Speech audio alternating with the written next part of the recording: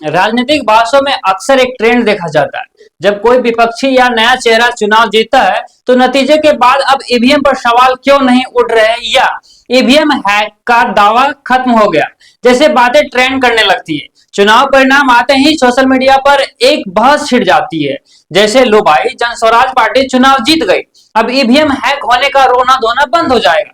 जब प्रशांत किशोर की पार्टी समर्थित उम्मीदवार बांकीपुर से जीत दर्ज की, लेकिन क्या किसी एक सीट पर किसी जीत से पूरी चुनावी प्रक्रिया वीवीपीएटी और ईवीएम पर उठ रहे प्रशासनिक सवाल खुद व खुद खत्म हो जाते हैं। चुनाव में ईवीएम या वीवीपैट पारदर्शी है या नहीं, किसी के हारने या जीतने पर निर्भर नहीं करता।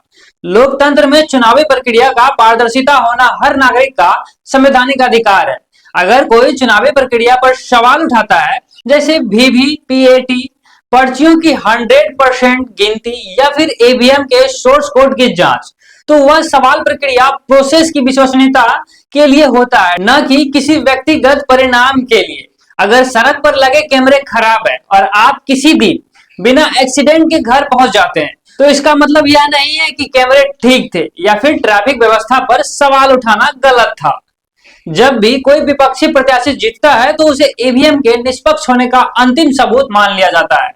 किसी भी बड़े डेटा या चुनाव में कुछ सीटें जीत जाना यह साबित नहीं करता कि पूरी व्यवस्था पर उठाए गए सवाल बेबुनियाद थे।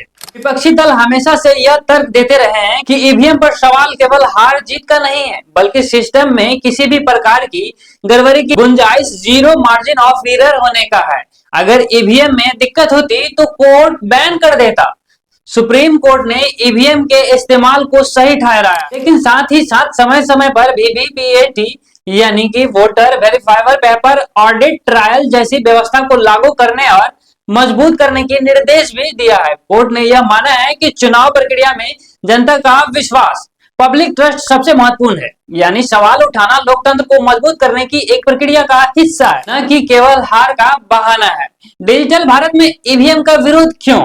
जर्मनी, नीदरलैंड और अमेरिका के कई राज्यों जैसे तकनीकी रूप से उन्नत देशों ने बैलेट पेपर या पेपर बेस्ड काउंटिंग को पूरी तरह से या आंशिक रूप से प्राथमिकता दी है, केवल इसलिए ताकि संदेह की कोई गुंजाइश ना रहे। इसलिए यह कहना है कि प्रशांत किशोर के जीतने से ईवीएम पर सवाल खत्म नहीं हो गए, राजनीति का एक बेहद सतही सुपरफिकल पहलू है।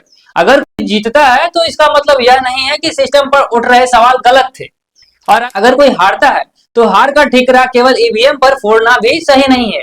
असली मुद्दा हार या जीत का नहीं, बल्कि चुनावी प्रक्रिया में 100% ट्रांसपेरेंसी का है और मतदाता के विश्वास का है। लोकतंत्र में सवाल उठाना प्रक्रिया को कमजोर नहीं, बल्कि उसे और बेहतर बनाने की गुंजाइश देता है।